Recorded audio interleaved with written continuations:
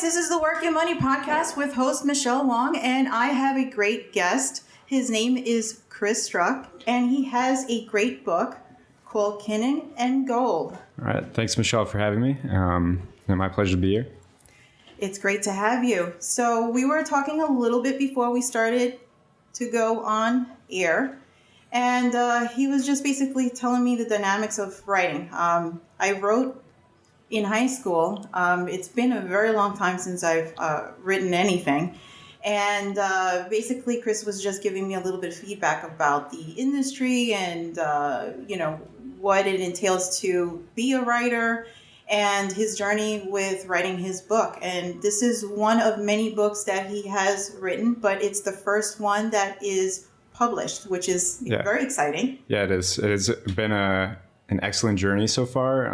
It's opened a lot of doors to interesting experiences, and I just hope that it keeps going on that track. So a little bit about writing in general. I think that when you say you used to do it, I used to do it too. I think the only difference really is that I started one day and didn't stop, and I'm lucky that I didn't stop. And had I not kept going and writing like manuscript after manuscript after manuscript, I never would have gotten to the point where I actually published one. And being able to actually feel confident enough with a manuscript to just go and self-publish it, that was a little bit of a challenge for me.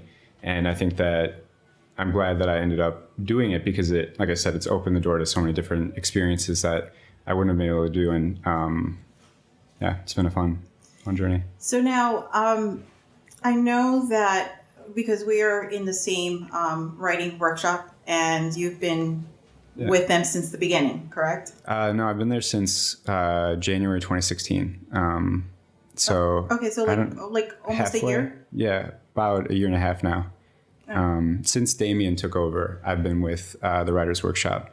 And he's been a really good resource and mentor, and he's helped refocus kind of what I want to do in terms of being more artist focused and passion project focused rather than just focusing on pure business or looking for kind of like look more for what will be successful rather than what has been successful. I think that's one of the things he's definitely brought to the table and encouraged, and I think that that's made it a lot more exciting of a process writing for tomorrow's audience rather than today's. Mm-hmm.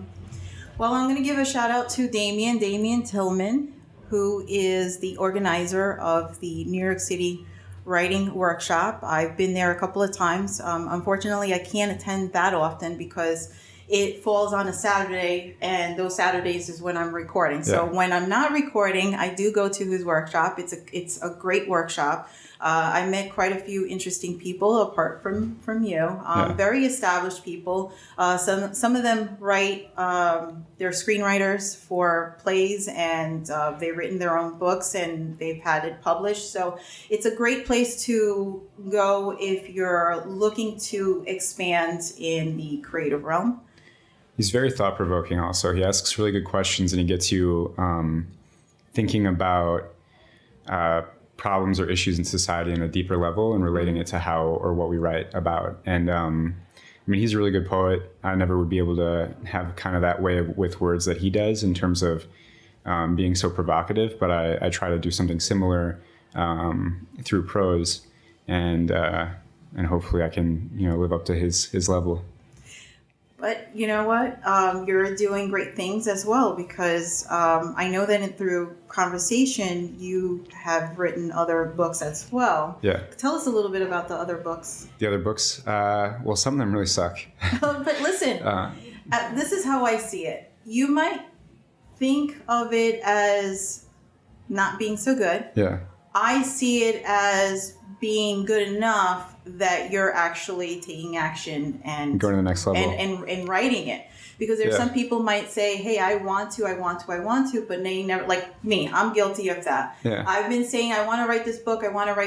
And I am at some point with my co-writer, sit down and all of that, but I haven't physically done it. It's like, I would say it's similar as someone that is trying to go to the gym and say, hey, I want to be fit. And they say, I want to go. But they you might never do go it. 1 or 2 days Yeah. here and there, and then it's like, okay, I'm not doing this again. The advantage of the gym, though, is that you see your progress, Yeah. and with writing, you really don't. The best way of describing, I mean, each one of my manuscripts has been a learning experience for different reasons, but you never really see your results in anything other than what people complain about. And so, like, when you first write, they complain about this, and then when you write the next one, they don't complain about that anymore. So they only complain about something new, and then you kind of like, at some point, they complain about something so like simple that you're sitting there like, well, I guess I'll take those complaints because they're better than the ones that I already had. So you kind of have to just keep going. And I mean, I rarely get compliments on my writing in terms of from like editors or friends. They're more like, well, you can do this better, you can do this better, you can do this better. So I just have to kind of take what I did do well as, you know, what doesn't distract people from the story anymore. So, you fight battles which battles you can win. So let me ask you this: you just mentioned that you get feedback from people. Some of them are not so great. Is that a reflection of why you think your previous books were not so good? Is it because of their opinion, or is it because of how you truly feel about your own work?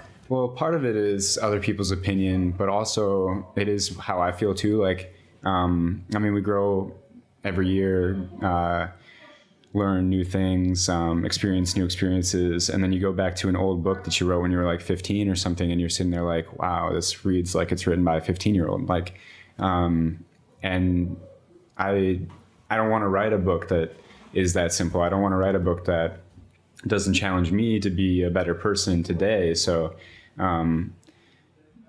sometimes I'll read a book and I'll be an old book that I wrote, I guess, and I'll sit there and be like, oh, it's not so bad. But other times I'll think, well, there's a lot that I could do better, and it's just a matter of now, do I ever have the time or the willpower to go back and change what I want to do better with those books? So yeah, this one is the 6th book I've written completely through. It's the 5th, and the 5 ones before it, only one of them I actually kind of like. The other 4, I guess, are like the trunk books that, you know, maybe the world will never see. Oh, well, you can't say never. You can't say never. You never know. Listen, I see it this way. It's a progression. You evolve as an individual. Take some of the feedback that you get from the people, but take that as a fuel to just keep going at it, because you already published 1 book. Yeah. So I can see you publishing more to come, and you can be the next Stephen King or any other writer. Yeah, if I'm lucky. And listen, it's not if you're lucky. You just have to have that mindset and say, I will. I mean, it's a lot of hard work, and it's something that I've always tried to do, and we were talking a little bit about it earlier. You know, what makes Stephen King, and what makes Chris Struck. Like, I think that it is all just hard work, and I think that you have to put in every day a certain amount of pages. And that's why I said, like, a lot of times what you're learning when you write a book is not, you know, what is the nitty gritty of a sentence structure, or, you know, what makes a gerund phrase something different from an appositive phrase or something like that. It's more like, you know, what can I do? How much can I get done in a day? What does it look like once I'm done with it? And how much like rework do I actually have to do? And what is my editing process going to look like? And so for my 3rd book, way back in the day, I decided I was going to write 5 pages a day. And I did that, but it was a horrible book. And I sent it to an editor, and he tore it apart. And I took all that feedback, and I said, all right, let's do better for the next one. So immediately afterwards, I said, I'm going to write 10 pages a day. I'm going to take all this guy's feedback, and I'm going to put it into the next book. So I did all that. I sent the same guy the next book, and he tore it apart again. And I didn't really like his feedback as much in terms of it. There wasn't really as much there that was helpful, but I knew also that I could do a better job on the next one. So I kind of did a little bit more research, did a little bit more reading, wrote another one at 10 pages a day, and then felt confident enough with it to start sending it to agents, got no response, and decided, you know what, we'll write get another one based off of what my experience was so far. And since I had done it twice before at 10 pages a day, I was like, I can do it again. And I did. And that was this one. So. But you know what? I have heard people's stories where it's a little bit similar, where they've received all types of opinion feedbacks and so forth. And what sets them apart is that they just keep going. Yeah.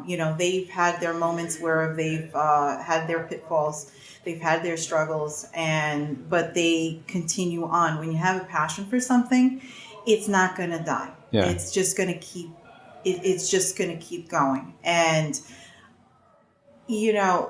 for you to go into this book, from all of the things that you've put together and took in from previous, I guess, trying to accomplish everything previously, and you took all of that, those opinions and everything else, it turned into something more positive with what you have here with this book. Yeah. And I want you to give insight of what this book is about, like where you were when you wrote it, the content of the book. Don't give away anything, just give us a little bit of that, so our listeners can get a gist of what your book is about, and also for them to go out and make a purchase and buy your book.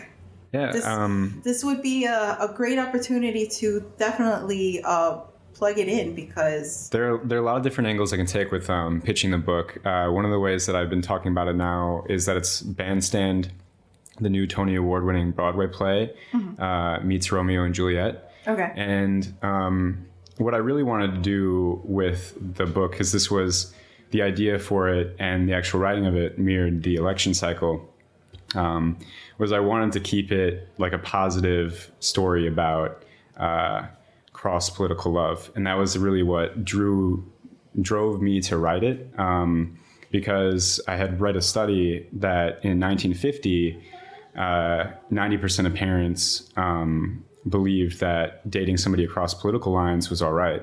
But in 2010, it was like 40%.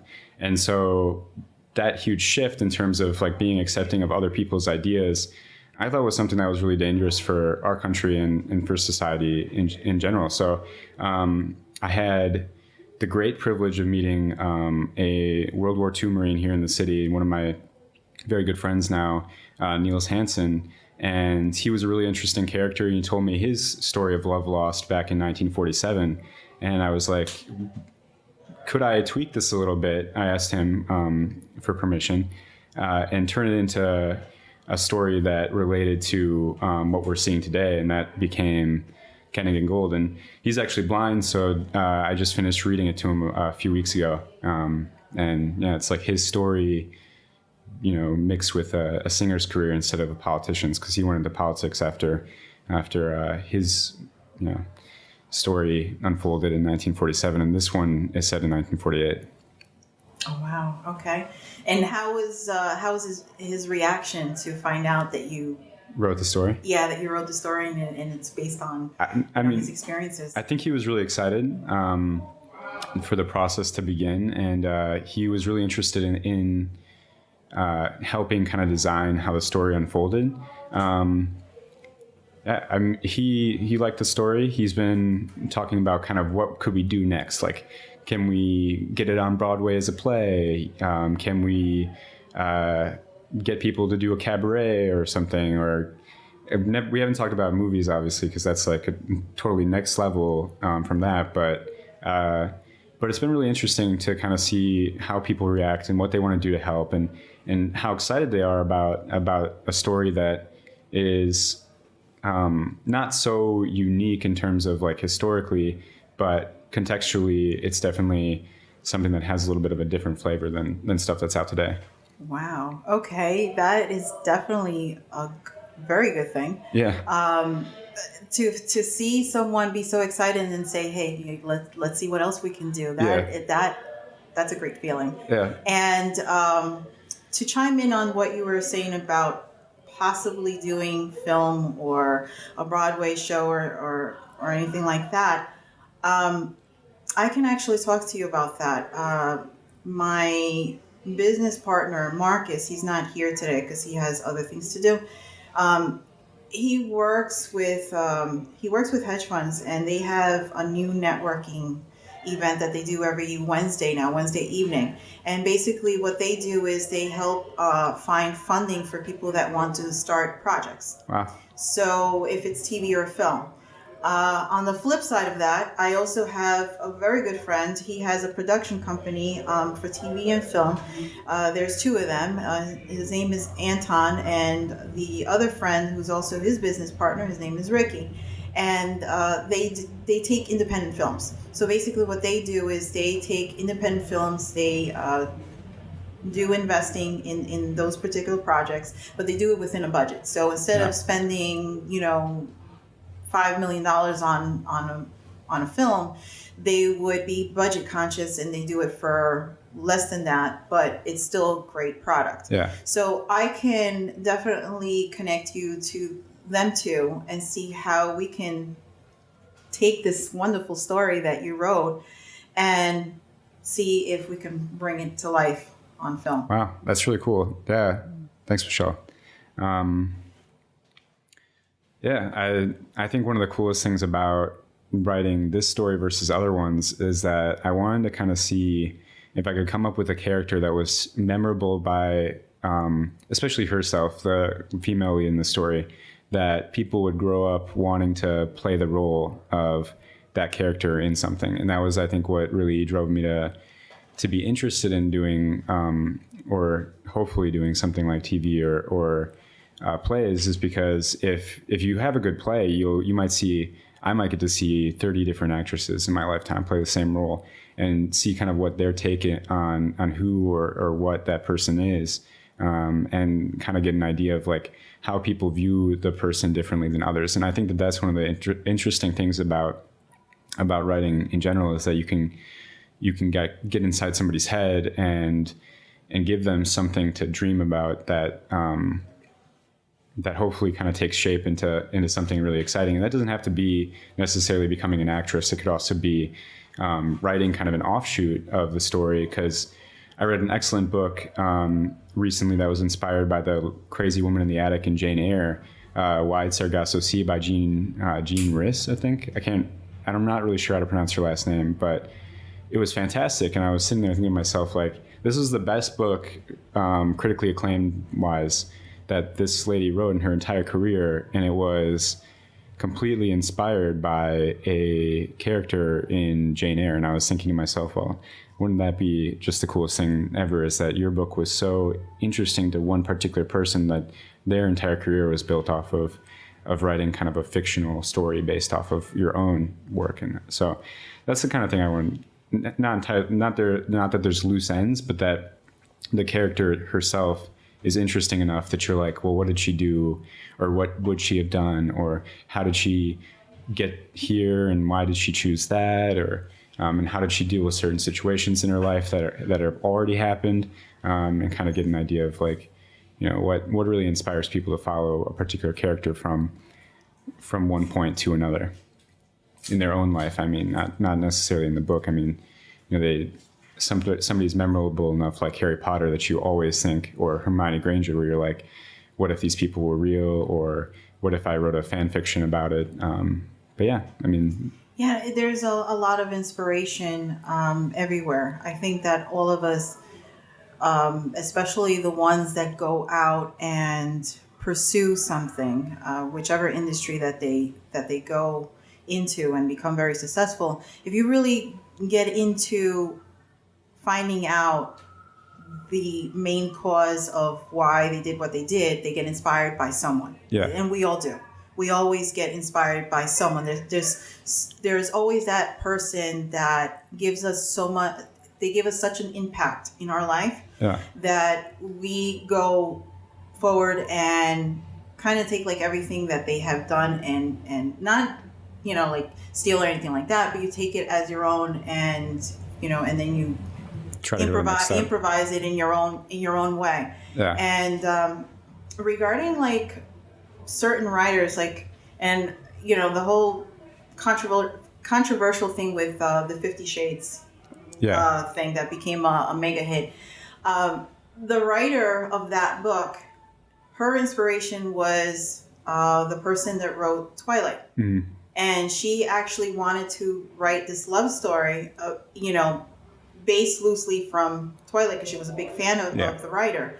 And that turned into something, and she made it her own, and now she has this whole mega thing with the novels. Which you might not have known is that Twilight also is fan fiction of Charlaine Harris's like Living Dead series, or I think it's Living Dead. But what became the True Blood TV show on HBO. Okay. So I think that you always are reading, and then you kind of get an idea of what's already been done, and you don't do that same thing. You do something slightly different. Mm-hmm. I mean, one of my biggest inspirations has always been Greek mythology, and so I was kind of, when I was coming to this story, I was thinking like, how do I mean, not to put it lightly, I really wanted to do a really good job. So I was like, if I'm going to shoot high, I'm going to shoot at Romeo and Juliet. So how do I kind of get something similar or to that kind of level? But, that's a really high bar to go for. So I have no idea if it's anywhere close to being successful. You're making small steps, which is very good.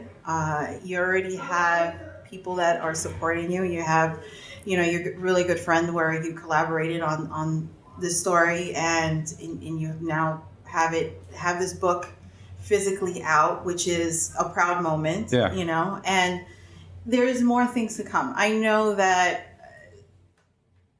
in some given time you're going to come back and say, you know what, I'm in the process of finishing out another book, and that will just keep going. And I'm really excited to see where you're going to go with all of this, because it's like you're doing more, like I said before, you're doing more than I would do. I mean, you have, and I don't want to sound too vulgar, but you have parables to just go out and do it. And those people that are in the creative realm, like either if they're writers, they're artists, musicians, whatever, they're being vulnerable in the public by going out and expressing themselves. And some people are not so comfortable doing it in that fashion. So for you to really go out and say, hey, you know what, I tried this, didn't work. I tried that didn't work. But you know what, the hell with it. I have this now, and it's bringing you traction. And now you're getting the positive feedback from that. And that's the most important thing. Exactly. You just have to keep trying different things. I've done a number of different events related to the book. And some of them have been very successful and some of them not so successful. But just being able to get or see people excited about it is really motivating. And if you don't do anything, even if it's unsuccessful, if you didn't do it, you wouldn't have touched that one person, or you wouldn't have had that experience that said, what you're doing is real, and what you're doing can be good or is good for someone somewhere. And so like one of the speaking things I did happened to be on World Book Day, and only 3 people bought a book, but one of them was a singer who sings songs from the 40s and 50s.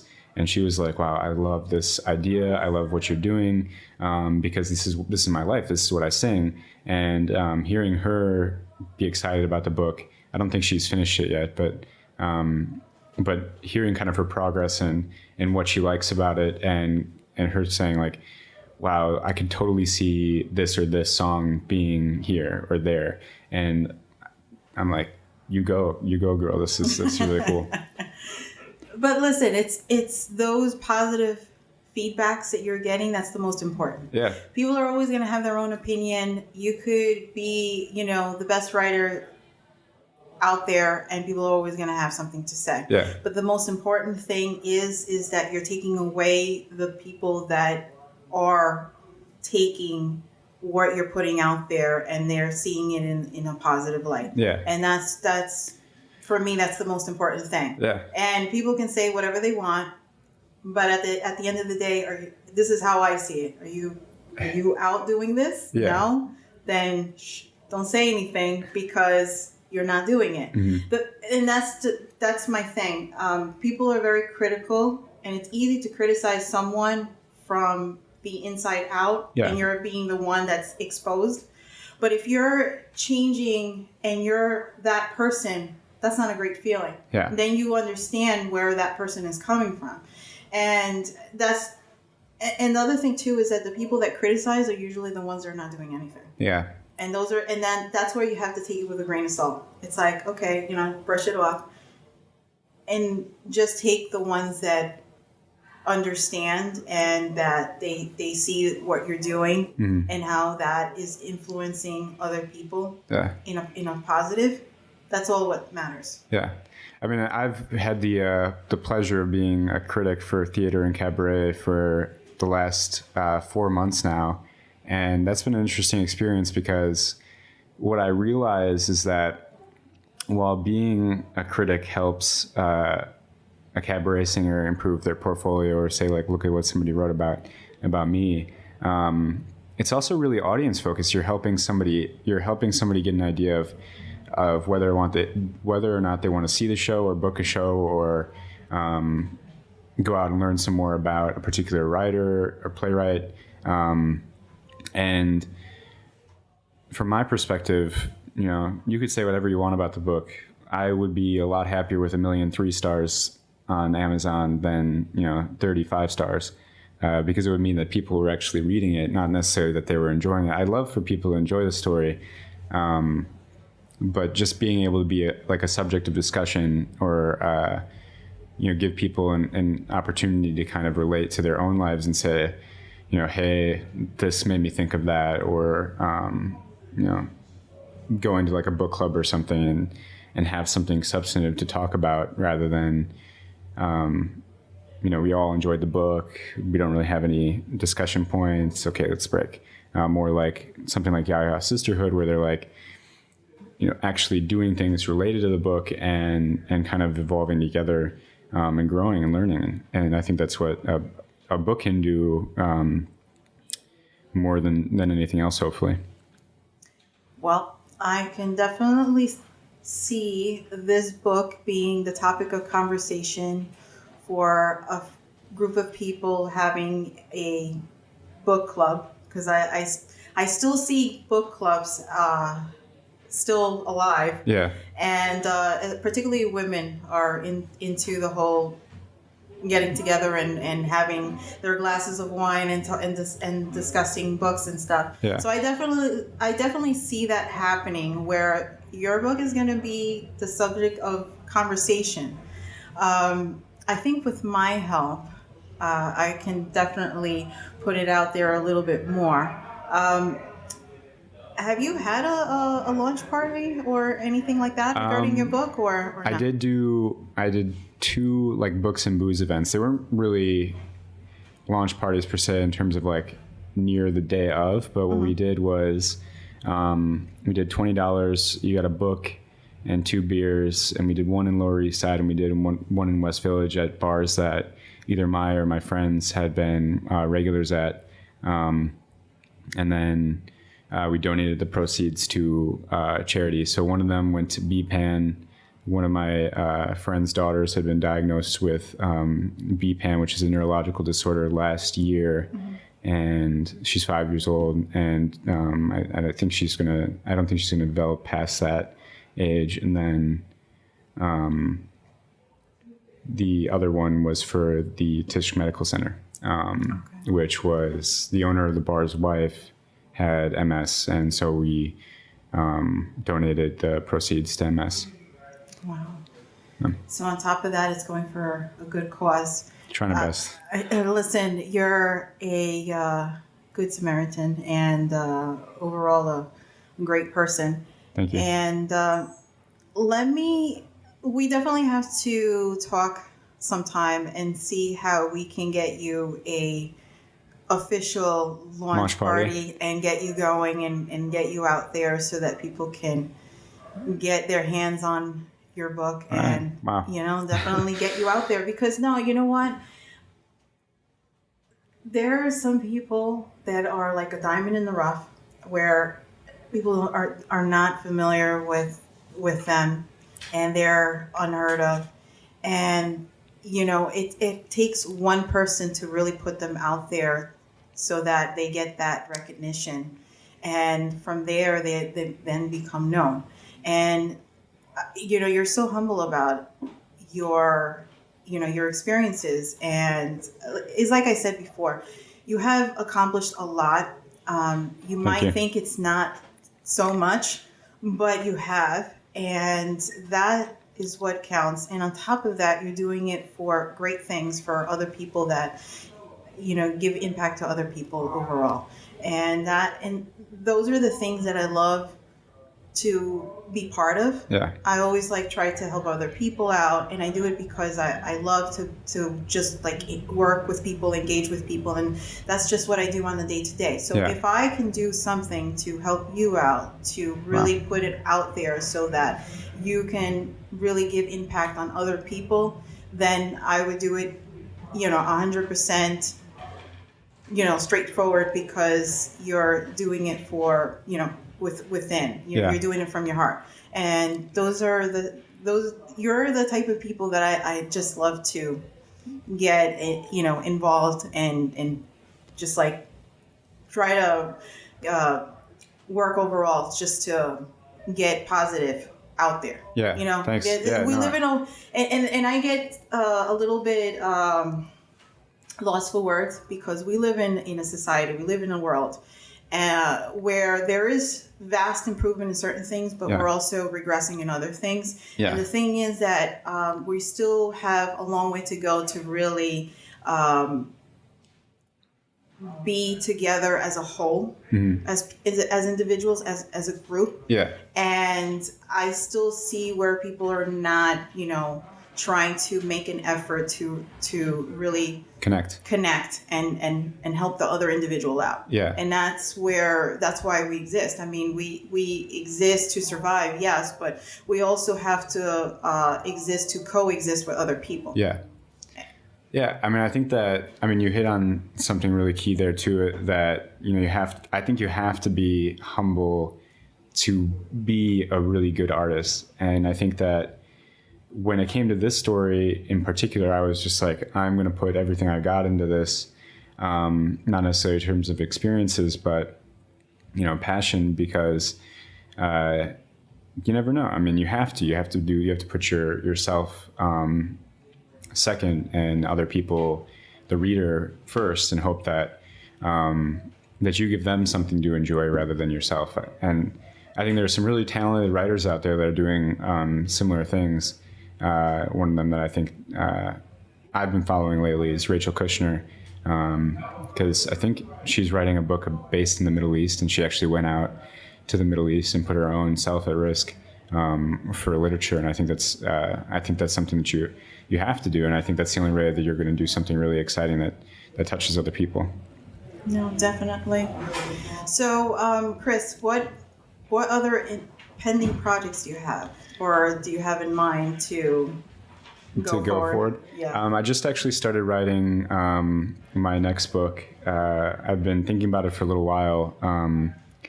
The actual content is going to be a little bit more of a secret because it's an active book, but the title itself is called The Sun Never Set.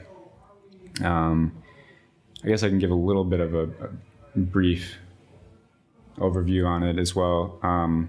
It's a story about my semester abroad in Bangkok, rearranged so that it puts me kind of in a little bit of a worse light, but also is a little bit more of an exciting story. Mm-hmm. So some things that happen at the end will happen at the beginning, and then the things that happen at the beginning will happen at the end, to kind of make it more of a narrative rather than other words. Yeah.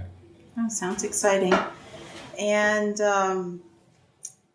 any other like collaborations in the works for you, like in regards to just general in writing? Working on things. I'd like to learn a little bit more about how to write plays, honestly, and kind of get an idea of how that actually works. Because I saw The Sweet Bird of Youth by Tennessee Williams, and I was so blown away by the production that I was like, wow, this would be really cool. Not only be able to impact a reader or a viewer, but also to touch somebody who's actually an actor or an actress in terms of giving them a role to play that fits who they are. And to give you a little bit of background on Sweet Bird of Youth, he wrote it because a friend of his had told him some suicidal thoughts in 56, and then in 59 he produces the play, and it's written for a female lead, but the male lead in its first production happened to be Paul Newman. And without that play, he never would have been a successful Hollywood actor. That was basically the final Broadway play of his Broadway career that launched him into Hollywood. And you have Cool Hand Luke, you got Butch Cassidy and the Sundance Kid. If you didn't have Sweet Bird of Youth, you never would have found Paul Newman. So, and I think that to be able to do something like that would be really interesting. So I've been going down to the South Theater and getting to know them a little bit. There are a couple different groups that meet there to talk about how to write plays specifically. And I am complete novice when it comes to writing plays. I hope that my experience writing dialogue is going to help out. That's the thing that I care the most about when it comes to a book, is the dialogue. So hopefully if I can take what I learned in terms of writing dialogue for books and move it into plays, make it a little bit more plot focused, rather than person to person focused, it might turn into something beautiful. But that's part of that is because I want to try to see if I can make this guy, Kennig and Gold, into a play fit for at least off Broadway. But I'm a few steps away from that still. I don't know how many years those steps will take, but I hope that being able to learn or knowing how to learn will help learn or adapt to theater plays, playwriting. Well, those steps are coming closer than you think. You just have to keep chucking away. Keep your mind into putting yourself into that path, and it'll happen for you. And people overall, they when they're doing something, sometimes they can't see where their progression is going to be. Yeah. And other people can see it. So I definitely see you going in that path. I wanted to ask you something. When you get into writing mode, how do you get into that? Like when you're ready to start writing a book, like is it that you go through a process?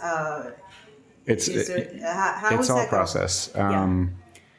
I would say I try to have just a lot of ideas going, and a lot of them I abandon, unfortunately, for those abandoned ideas. But because some of them sound really cool at first, but really the ones that stick and you can't stop thinking about, those are the ones that are important to keep.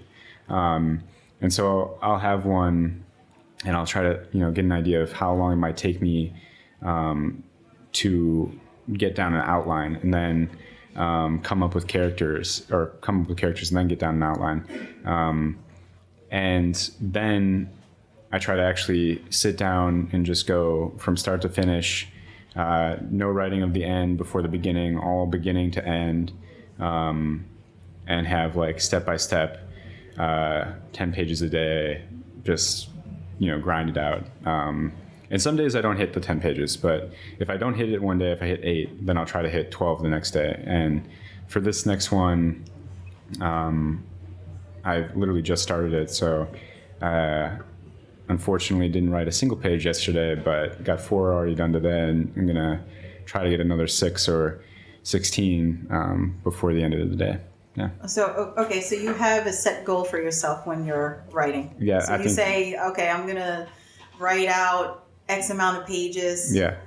Regardless of whatever circumstances. Exactly. I mean, I think that, like I said, the two of the books I wrote while working full time, and one of them I was working like 60 hours a week, and I was really, what was important when that was the case was that if I didn't hit a writing goal because I was just tired, I mean, that happens, you get tired, I would make it up later. And I wasn't worried about, misspelling or a grammatical error, because I knew I'd read it the next day and see kind of where it was at. And then it's important to put in perspective, when you're writing a certain amount of pages, what that means in terms of words, and what your goal will be in terms of like a word count.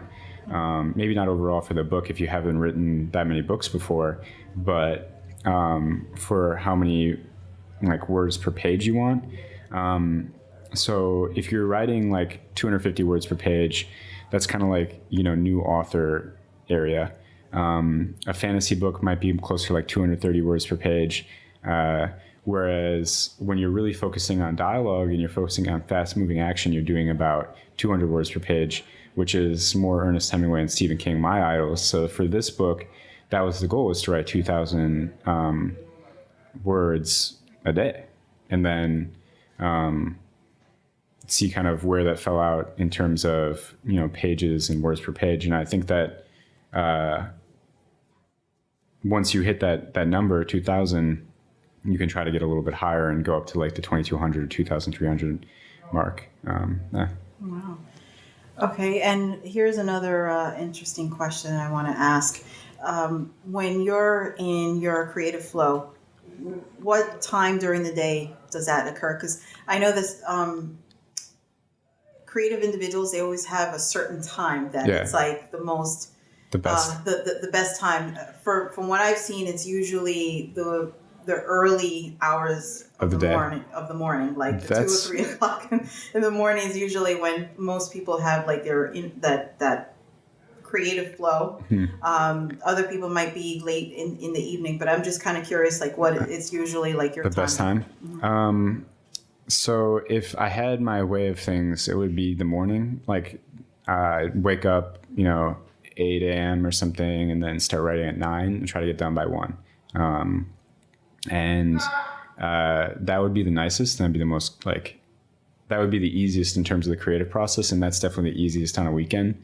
But when you're working full time, obviously that's not an option. So, what I do is I drink coffee after work, and then I try to take a 20-minute nap. And then I wake up out of that nap and just go. And like usually I think I would start writing somewhere between 10 and 11 p.m. and I try to get it done before 4 a.m. rolled around, because going to work on 3 hours of sleep is not always the nicest, but not exactly.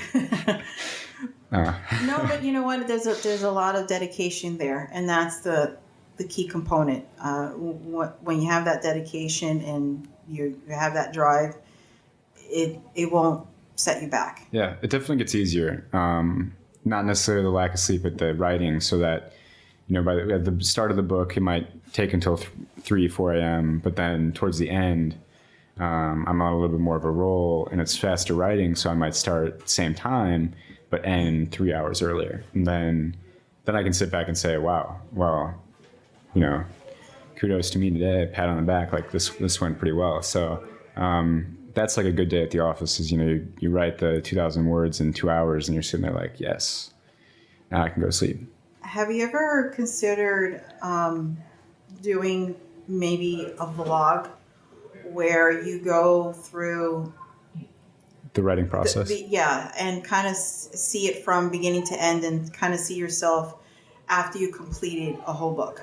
I think that'd be an interesting process. One of the things that's really important, which makes writing inherently difficult, and I'm sure it's very similar with other creative arts, you have to be alone a lot of the time, and especially when you're thinking about something. So like a meditation schedule or something would be really helpful. I don't do a really good job of that necessarily, but being able to kind of keep yourself locked up in a cabinet or something and not being a social animal as we need to be helps in terms of getting the actual writing done. And the less you're out and the less you do, less you talk to people, the more you kind of imagine talking to people, which is what writing is, right? Imagination at work. So if I was to do a vlog, I think it would be something somebody else would have to be kind of like the major force in, and then kind of see how it works. I mean, I guess if it worked and you kind of got an idea of the writing process,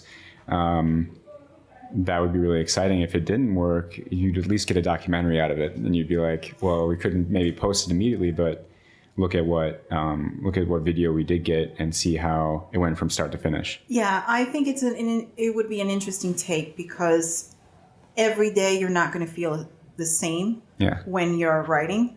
There might be days that you're going to be very excited and putting all that energy in, and there might be days that you're putting that energy in, but it's not the same. Like the emotions are not the same. Yeah. So sometimes when you capture something on camera,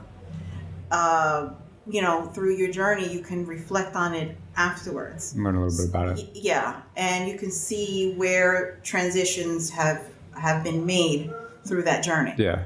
From the beginning, you're like, oh, really excited and this and that. Sometimes in the middle of that project, you might feel a certain way, and then at the end, you have like the relief, or you're feeling more amped up than when you first started. So it's good to have like a take of what your emotions are, what your train of thought was on a day-to-day until completion, and not just to put it out in the public per se, just overall, but also to see yourself in that element. I mean, it's a really interesting concept, especially when you said relief. I was like, there are a lot of times, I think that's one of the biggest things. It's not so much, being gung-ho about a project, but being like, yes, okay, it's done. Like, I got this. You might go in nervous about where it's going to go, where it leads you. And then that moment that you finally feel accomplished, that you completed that's a relief on its own. Yeah. It's like, okay, wow, like I actually went and finished everything from beginning to end. Yeah. And it's not just in writing, but I think in overall, when you put yourself and you give yourself standards to complete something, once you complete it, it's a great feeling that you have afterwards. Yeah. That you accomplished that. Yeah, I mean, I think it'd really be very interesting in terms of, what is the difference, maybe even in routine between one day and another that makes up, the difference in terms of words per page. I know one thing that's really simple is you really can't drink while you're working on a project, and I know that. It alters your mental state when you're trying to write. So your story might be directed something completely left field sometimes. I think I struggle to write. I like to read drunk, actually. That's my tidbit of advice. If you can read a book drunk, I like it more than other books. But being able to write even the day after is pretty difficult. So it doesn't even take that many drinks. I think it's one thing to talk about. It's another thing to actually do. You sound a lot like a friend of mine who I had here through a discussion a couple of weeks back. His name is Jay, and he went through the same thing. He was going through starting up his companies, and he was basically hanging out with his friends that were also into, starting up their business and all of that. So they were all into partying, drinking, and all of that. And he started to reflect on it, and he said, "I can't drink because I'm not accomplishing anything. Yeah. And second, I really need to execute what I'm doing because I'm representing what it is to be a entrepreneur, and now I'm kind of like hanging with these people, and it's not taking me anywhere." So he stopped drinking, and he said that he has done more in a short period of time than when he was drinking previously. Yeah. And he's very focused on what he's doing, and he's exceeding and excelling in what he's doing now. And even now he's like, I set the bar for, higher. For now the next step of what I'm trying to do with taking my business and having it take off on a higher level. Yeah. So now I'm cutting back on other recreational stuff as well, because my goal is to be able to, get X amount of people recognizing what I'm doing with my company. Yeah. So, sometimes you have to sacrifice certain things that gives us some type of recreational gratification. If it's like the smoking, if it's the drinking, it's the whatever. Sometimes you have to refrain from that because you're trying to get your focus in what you're doing. Yeah. There's only one thing I think that really does still help the creative process, and that's coffee drinking. So no. I am all for coffee. If they had the coffee Addiction Anonymous, I would be the first one there, because I drink a lot of coffee throughout the day. Because it keeps you wired. When you have coffee or you have caffeine overall, your adrenaline is always on the go, and your creative thoughts are always like on point. For me, my creative thoughts are always early in the morning, like 2 or 3 o'clock in the morning. That's where all of the creativeness and then I have to try to keep it in writing, because then I'll forget. Because it's like so many things are at once, and then trying to execute that. You got to write stuff down. Even if you still remember it, writing stuff down is helpful, because it gives you a chance to reflect on what you're working on. No, definitely. Yeah. But that coffee haze, the 2 or 3 in the morning, that's like, if you can always get that, that's perfect. But not always. Yeah. No, I hear you. Caffeine is my fix. So, without it, I can't function. Yeah. I'm a totally different person without it. Chris, for the people out there that want to get a copy of your book, or want to get in contact with you to know what you're up to and all of that, where can they find you?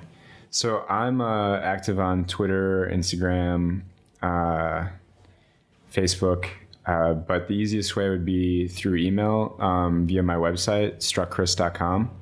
And then to get a copy of the book, it's available on Amazon. I self-published it through Amazon, and it's also now showing up on Barnes & Noble. So somebody actually told me they got it on Nook, which I was surprised, because I didn't realize that would just happen. I thought that I had to do that myself, but apparently it's on Barnes & Noble also, and through Amazon. Oh, wow. Okay. So that means that you're moving up. Doing something right. You're definitely moving up. And guys, for all of you out there that want to check us out, the Work Your Money podcast, you can find us on iTunes and Stitcher. You can also find the audio and video, if we have live people on YouTube. You can also find us on Facebook, Instagram, Work Your Money, or Work Your Money podcast. And Chris, do you have any other books that you may want to recommend for anybody out there? I would say if you're thinking about writing, there are 2 writers that are more recent that have been really huge inspirations to me. One of them I already mentioned, Rachel Kushner, but another one would be Cormac McCarthy. And a friend's dad, I went back to see the game. I graduated from Michigan. We unfortunately lost, but I went to Thanksgiving at a friend's parents' place out in Grand Rapids, and he recommended Cormac McCarthy. And that has been the best recommendation I've gotten from anybody, because he's fantastic writer. I started with the Border trilogy and was blown away. So if you're going to read anybody, I would recommend those 2, Rachel Kushner and Cormac McCarthy. So there you have it, guys. I had the pleasure of having Chris Struck right here at Work Your Money podcast at B-Box radio station. Shout out to Roxanne. And guys, until the next time, this is the Work Your Money podcast. I bid everyone a great day. Thanks, Michelle. Take care. Bye.